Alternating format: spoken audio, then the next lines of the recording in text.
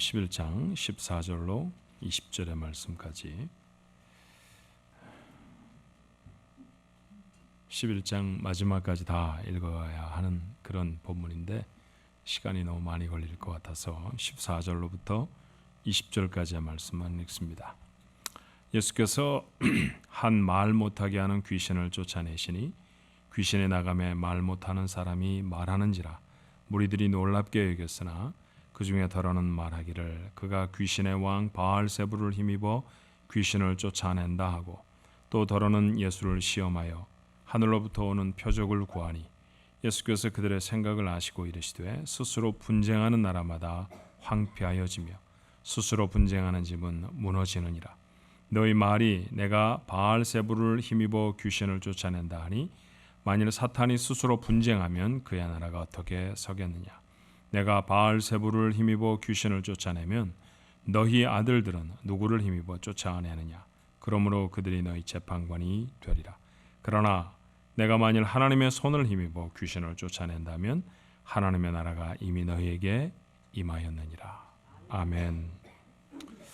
9월 첫 번째 주입니다. 우리가 첫 주면 늘 하는 일이 있죠. 사명선언 우리 함께 나눴으면 좋겠는데요. 자, 저희 교회 사명선언을 마음에 새기면서 우리 함께 나누십시다. 상항 중앙장로교회는 하나님의 영광을 위하여 하나님께 예배를 드리며 사랑으로 교제하며 예수님의 제자가 되어 삶으로 복음을 전파하는 하나님의 백성입니다. 아멘. 이런 교회가 되어야 할 줄로 믿습니다.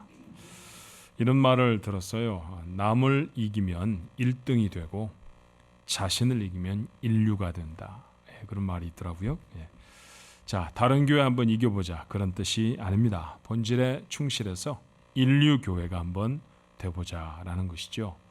인류 교회 성도들은 어떤 성도일까요? 인류 성도죠. 그렇죠. 자, 옆에 분들하고 같이 한번 인사해 주시겠어요? 인류 성도 하렵니다. 한번 인사하십시다. 인류 성도 되시기 바랍니다.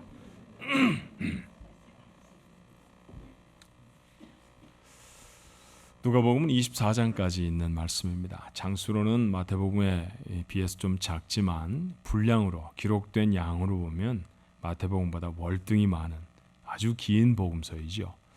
그 24장의 누가복음을 세 등분으로 나눈다고 하면 1장부터 9장까지 그리고 10장에서부터 19장까지 그리고 20장에서부터 24장까지 나눌 수 있을 거예요. 예수님이 갈릴리 지역을 중심으로 사역하셨던 2년 반 동안의 주님의 행적, 사건들에 대한 기록이 누가복음의 첫 번째 문단인 1장에서부터 9장까지의 말씀입니다.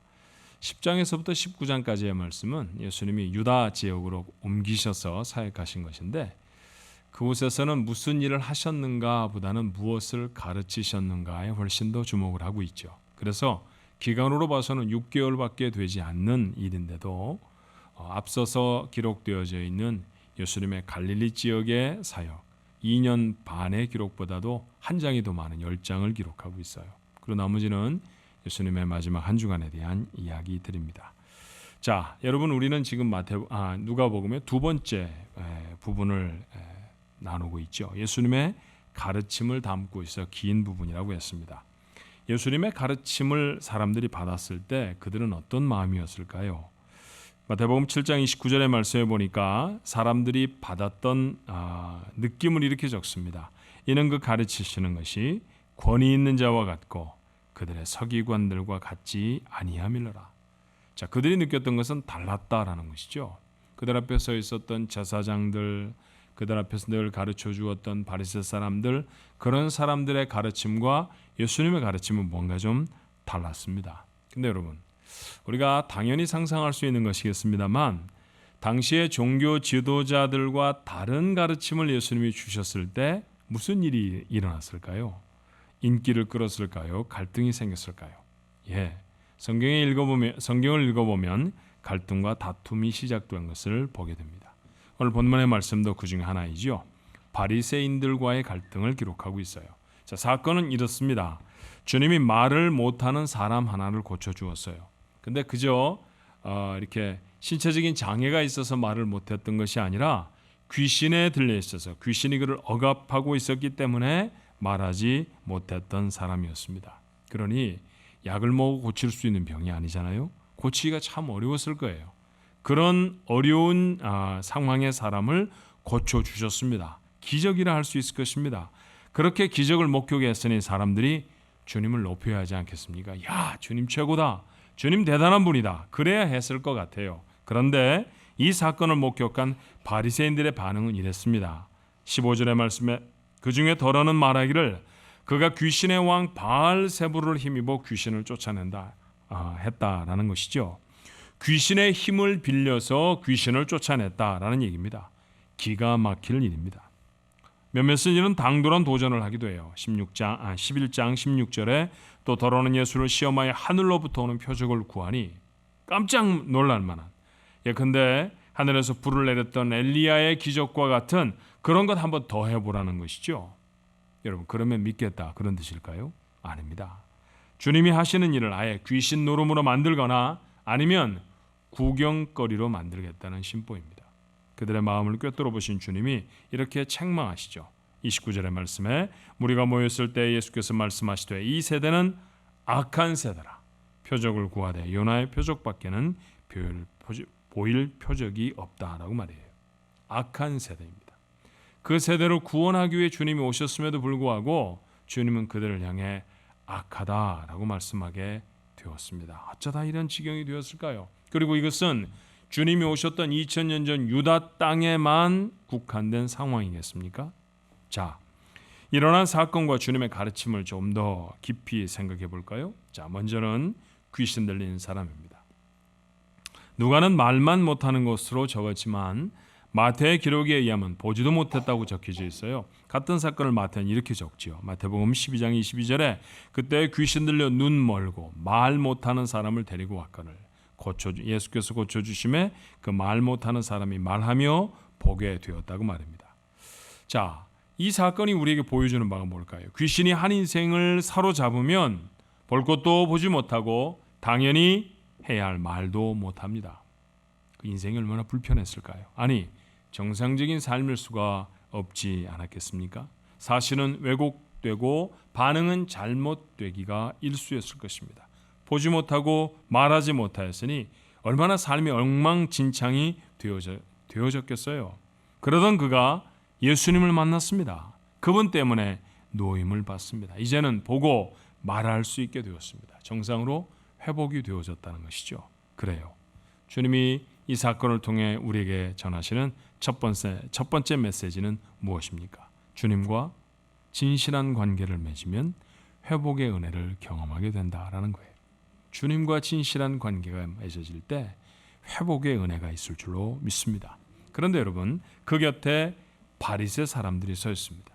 누가는 바리새인이라고 밝히지 않습니다만 마태의 기록을 보면 그 둘러서 있던 사람들이 바리새인들과 서기관들이라고 아주 딱 지적을 해놓고 있죠. 겉으로는 멀쩡해 보이는 사람들이에요. 학식도 많고 제법 자리도 위치도 차지하고 있는 사람들처럼 보입니다. 그런데 여러분, 곰곰 생각해 보면 그들도 사로잡혀 있기는 마찬가지입니다. 그들이 매여 있는 것은 귀신은 아니지만 전통이라는 것에 매여 있죠. 그들은 자신들에게 주어진 전통, 하나님의 말씀, 하나님의 명령, 그것이 생명처럼 소중했습니다. 그래서 머릿속에는 해야 할 것과 하지 말아야 할 것들의 목록으로 가득했죠. 그런데 정말 아이러니한 것은 무엇입니까? 하나님의 지키라고 하신 말씀, 그 명령이 머릿속에 너무 가득해서 실제로는 그 명령을 주신 하나님은 그들의 머리에 없었다는 거예요. 그러며 자신들이 사는 방식만 옳다고 고집하는 아집에 사로잡혀 있습니다. 바리새인이라고 하는 이름의 뜻이 바로 그런 거죠. 난 너희들과 달라, 그런 뜻이거든요. 구분되어졌다, 구별된 사람이다, 그런 뜻이 아예 자기들의 무리를 지칭하는 이름이 되어졌으니 얼마나 아집에 사로잡힌 사람들인가 하는 것을 단박에 알 수 있죠.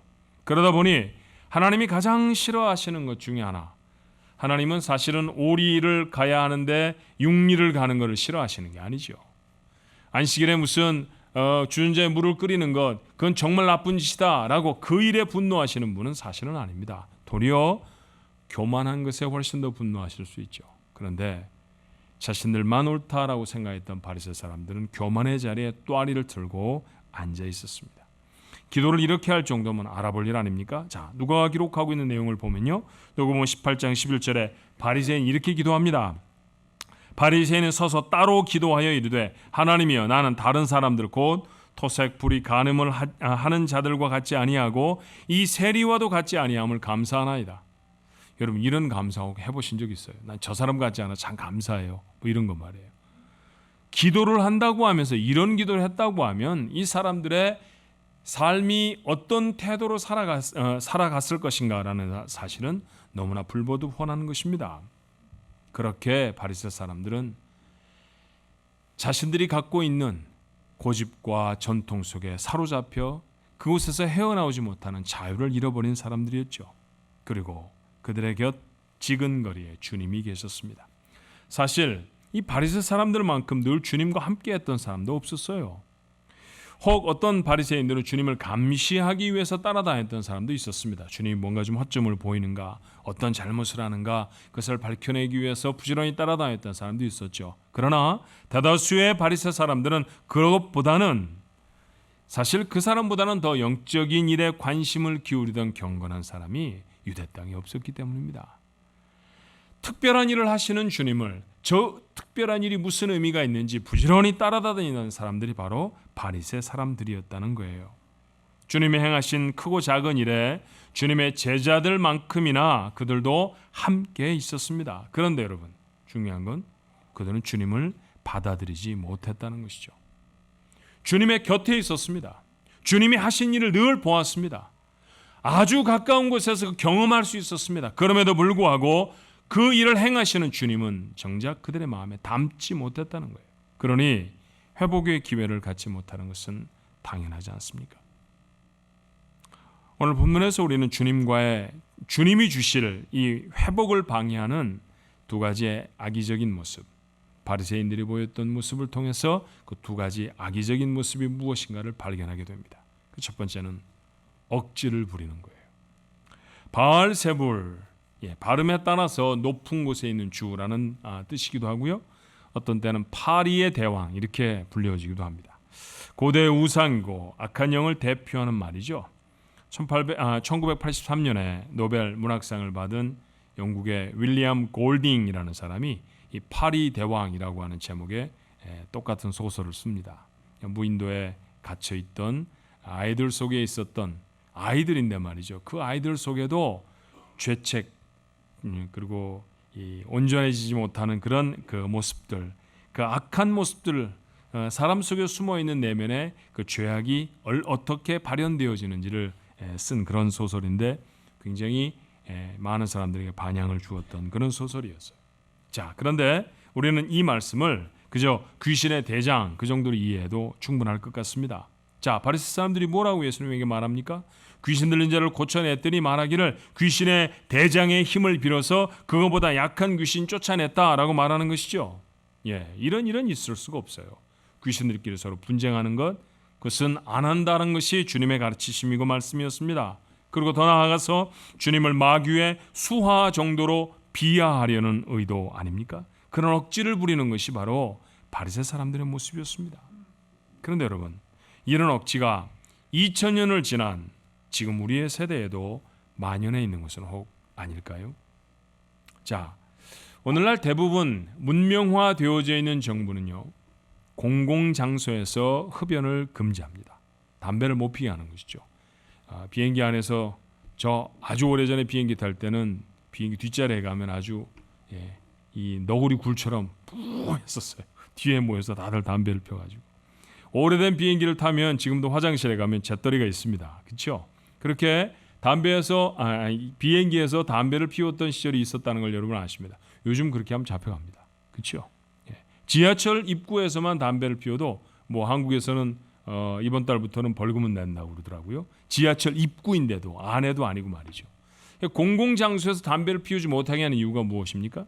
다른 사람들에게 간접 흡연에 피해를 주게 해서 그 사람들이 병에 걸리도록 할 수 있다라는 것 때문입니다. 그러면 동성애는 어때요? 오늘날 대부분의 문명 국가는 사실은 동성애를 용인하고 있습니다. 그리고 동성애가 잘못입니다 라고 말하는 게 도리어 불법이 되어졌죠. 자, 기준은 이런 거예요. 다른 사람에게 피해를 주는 것이냐 아니냐. 이 동성애라는 것은 개인의 성적 취향에 불과하고 다른 사람에게 피해를 주는 것이 아니다라는 것이 사람들의 판단입니다. 정말 그럴까요? 저는 그렇지 않다고 생각이 들어요. 사회가 동성애를 용인하면 할수록 우리의 자녀들은 훨씬 더 성적인 취향이 변질될 위험이 있습니다. 사실은 동성애에 심취하고 있는 사람들을 조사해보면 그 사람들의 거의 대부분이 어렸을 적에 왜곡되어진 성적인 잡지들을 보았던 경험들이 있어요. 그런 도전을 받았던 경험이 없는 사람이 한 사람도 없습니다. 자연적으로 동성을 사랑하게 된 사람은 거의 없다는 것이죠. 그런데 정부가 나서서 동성애 괜찮습니다. 할 수 있는 성적 취향입니다. 라고 말한다고 하면 그래서 그 사람들이 학교에 와서 강연을 하기도 하고 그렇게 아이들에게 마치 아무것도 잘못된 것이 아닌 것처럼 그렇게 호도하기 시작하면 우리의 자녀들은 점점 더 동성애적인 편향을 가지고 있는 사람들이 많아질 것입니다. 그리고 그들이 만약 동성애를 선택한다고 하면 정상적인 방법으로는 그들은 자녀를 가질 수가 없겠죠. 여러분들은 결코 할아버지나 할머니가 될 수가 없다는 얘기예요. 이건 심각한 억압 아닙니까? 강제로 아이를 출산하게 하지 못한다고 하면 온 세계가 들끓고 일어날 것입니다. 그런데 교묘하게 위장되어져서 정상적인 방법으로 이 세상에 다음 세대를 만들지 못하게 하는 것이 동성애라고는 생각이 안 되는가 봅니다. 공공장소에서 담배를 피우면 아마 몇몇이 폐암에 걸릴지는 모르지만 동성애가 이처럼 들불처럼 확산되어져 버린다고 하면 인류는 얼마 가지 못해서 멸망하고 말 겁니다. 왜곡해서 마치 잘못이 아닌 것처럼 억지를 부리고 있는 세상의 단편적인 모습일 것이에요. 며칠 전에 아이들과 함께 벤허라고 하는 영화를 보았습니다. 1959년에 찰턴 헤스턴이라고 하는 유명한 배우가 주연한 역사적 영화이죠. 연세가 좀 되신 분들은 나왔던 그 시절에 보셨던 분이 계실 거예요. 저는 한참 후에 봤습니다. 제가 본 지도 한 40년은 넘은 것 같아요. 무려 영화가 상영된 지 57년 만에 다시 만들어진 리메이크한 영화였죠. 궁금하기도 하고 또 아이들에게 보여주고 싶기도 해서 보러 갔습니다. 그런데 인터넷에 올라온 영화평이 좋지 않았어요. 재미가 없다 이런 겁니다. 재미가 있으면 별을 많이 붙여주잖아요. 근데 별이 적어요. 별로 재미가 없네요. 아주 잘못 만든 영화. 이런 표현들이 많았습니다. 재미야 개인의 취향이고 영화의 전문적인 사람들이 보면 좀 허술한 부분이 있었을지도 몰라요. 우리는 참 감동적으로 보고 나왔답니다. 그런데 좋지 않은 평가의 이유가 전보다도 훨씬 더 많은 장면에 예수님이 등장한다라고 하는 그 이유일지도 모른다는 글을 읽고는 마음이 상했어요. 제가 옛날에 봤던 때보다도 예수님이 더 많이 등장하시더라고요. 예수님이 더 많이 등장하니까 잘못된 영화, 재미없는 영화라는 것이죠. 이게 말이 됩니까?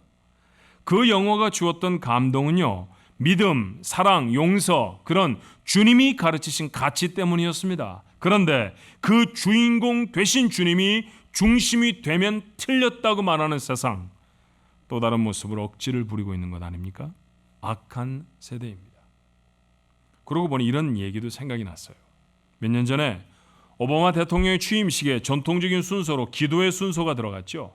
기도를 맡을 사람은 세들백 교회 릭 워렌 목사님으로 지명이 되었습니다.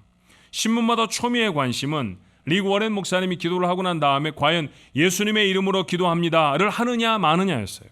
자, 정부의 공식적인 행사인데 그곳에 한 종교의 특정한 성인, 신이 언급되어도 괜찮은가라는 것이 얼마나 많은 악유가 됐는지 모릅니다.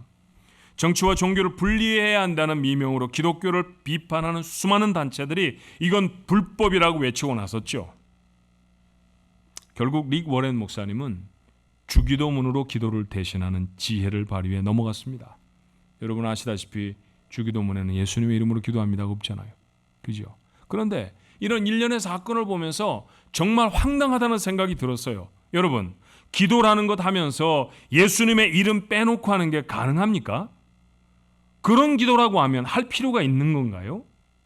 예수님의 이름으로 되어지지 않는 것이 과연 기도라고 말할 수 있는 것입니까? 그것이 가능하다고, 그렇게 해야 한다고 억지를 부리는 것, 그게 우리가 살아가는 세상입니다.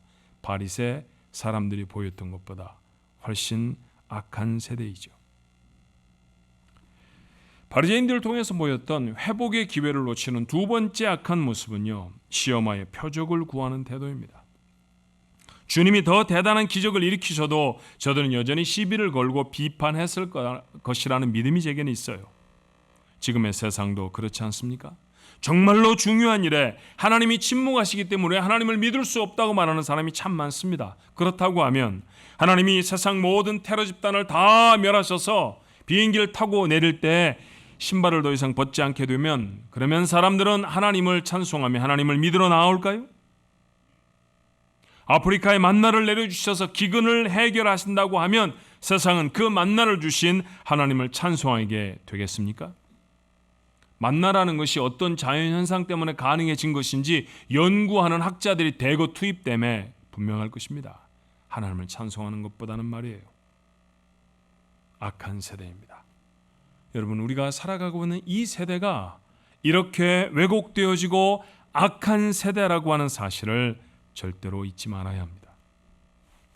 우리는 귀신 들린 사람, 바리새인, 그리고 우리가 사는 세상, 이렇게 본문을 좀 넓혀 읽어보았습니다.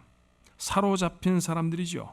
그것이 귀신이든 종교적인 신념과 고집이든 그들에게는 회복이 필요했습니다. 그런데 그들만인가요? 혹 우리도 그렇게 사로잡힌 자는 아닙니까? 자, 우리가 흔히 말하는 가치관이라는 말, 그건 뭘 뜻하는 건가요? 가치가 있다고 생각하는 것, 그게 가치관이죠. 어떤 사람이 가치가 있다라고 생각하는 그것이 그 사람의 사고체계 속에 가치관이라는 걸 겁니다. 우리는 그리스도인입니다. 그리스도인의 가치관은 무엇일까요? 여러분의 가치관은 무엇입니까? 한 주간 동안에 가장 많은 시간과 가장 많은 노력을 기울여 했던 일은 무엇이었을까요? 돈 버는 일이었죠. 그렇죠. 물질입니다. 인생의 가장 중요한 대부분의 시간을 우리는 물건을 더 소유하는 일에 사용하며 살아가지 않습니까? 가만히 이 세상을 살아가는 사람들을 보면 백화점이라도 하나 차리려는 것, 그것이 인생의 목표인 듯 보입니다. 돈 때문에 웃고 돈 때문에 속이 상하죠. 그렇다고 하면 돈에 사로잡힌 인생 아닙니까? 긴장이라고는 조금도 없는 습관적인 삶에 사로잡혀 매일을 지나기도 합니다. 신앙생활은 교회 출석해서 예배를 드리는 것으로 끝입니다. 애들 말로 that's it입니다.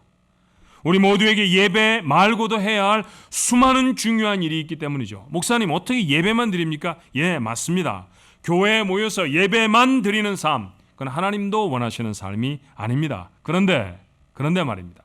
여러분이 예배를 마치고 세상에 나아가서 살아가는 그 삶도 정말 하나님의 사람으로 살아가는 삶인가 하는 것이 문제 아니에요.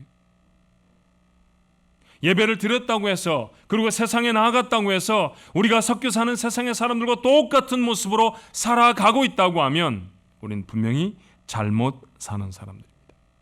그런데 우리는 언제부턴가 고민도 하지 않아요. 혹 세상에 살아가다가 죄를 짓더라도 교회에 가서 회개하고 씻으면 됩니다. 얼마나 편리한 종교적인 시스템인지 몰라요. 여기가 무슨 공공 라운드리샵 같습니다. 이런 삶은 바리새인들과 좀 달라 보이시나요?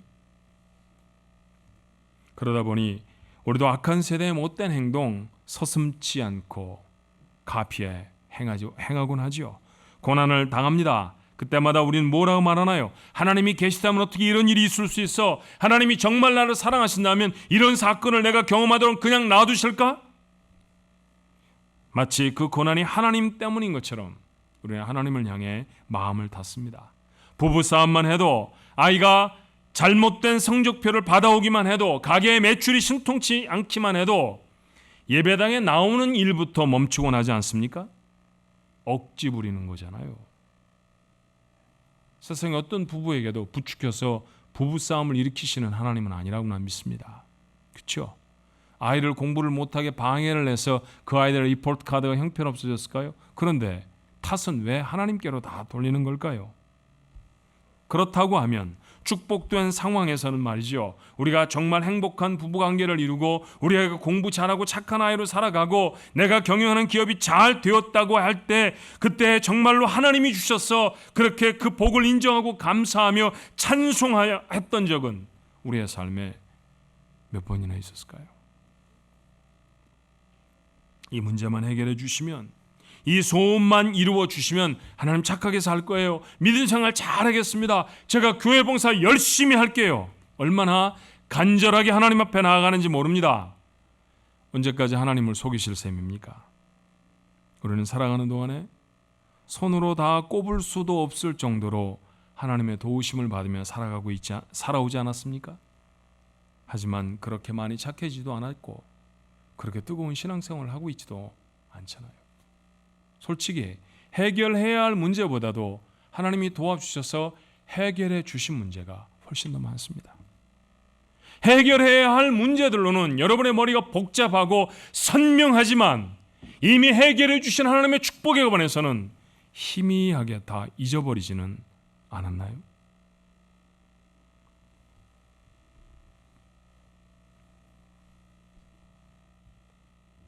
또 다른 기적을 베풀어 보라고 도전했던 바리새인의 모습과 우리의 삶이 도대체 뭐가 다릅니까?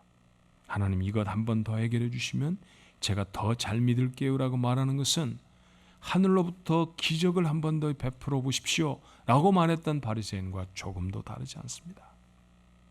바리새인들은 습관적인 악의에 젖어서 주님을 받아들이지를 못했습니다.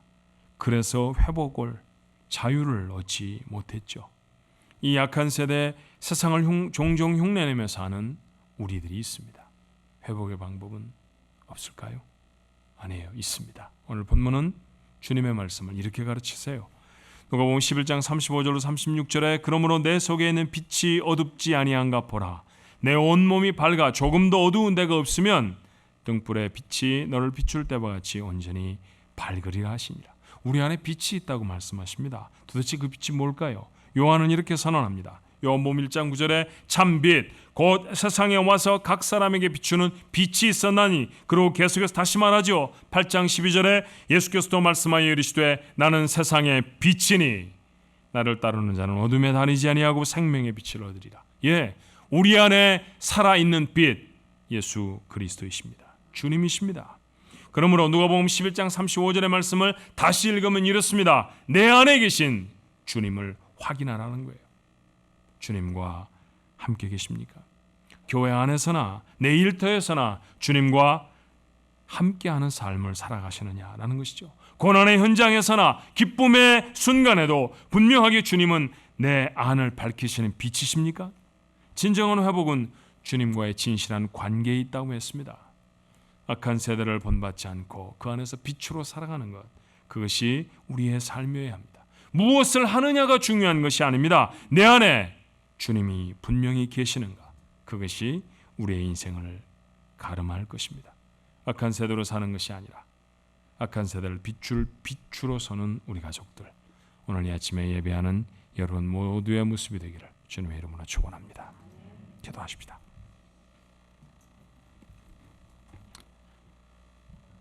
엄청난 기적 앞에서도 바리새 사람들은 조소와 냉소를 퍼붓습니다. 귀신을 힘입어 그런 일을 했을 거야. 또 다른 기적은 베풀 수 없을까? 어떻게 이 사람들이 이럴 수 있을까? 참 못됐다. 참 악하다. 우리는 성경을 읽으며 그렇게 생각합니다. 그런데 곰곰 생각하고 성경을 넓혀보면 그들의 모습은 우리의 모습이기도 합니다. 세상을 악하다고 말하면서도 그것에 푹 젖어서 악한 자의 모습으로 하나님 앞에 서서 우리의 놀라운 회복과 자유의 기회를 바리새 사람들처럼 잃어버리고 있지는 않았습니까? 오늘 이 아침에 주의 말씀을 마음에 담습니다. 우리 안에 계신 우리 주님이 정말 빛이 되어 계시는지, 세상의 습관, 못된 성품 이런 걸로 덮어놓아서 주님은 도무지 내 안에 계시지만 더 이상 빛이 되지 못하는 상황은 혹 아닌지 돌아볼 수 있게 하여 주옵소서. 하나님과 동행하는 것이 옳은 삶입니다. 주님이 빛이 되셔서 살아가는 삶, 그것이 바로 우리가 이 세상을 살아가야 될 온전한 삶의 모습인 줄로 믿습니다.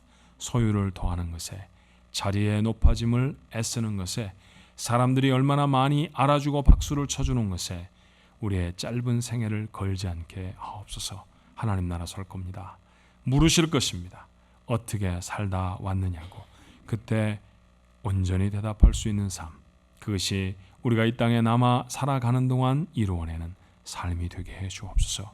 우리 안에 빛이 있는지 점검하는 지혜로운 자들 되게 하옵시고, 그 빛 되신 주님과 어디서나 어떤 순간에나 동행하는 우리 가족들이 되어져서 악한 세대가 아니라 악한 세대를 비추는 빛으로 살아가게 주님 축복하여 주옵소서.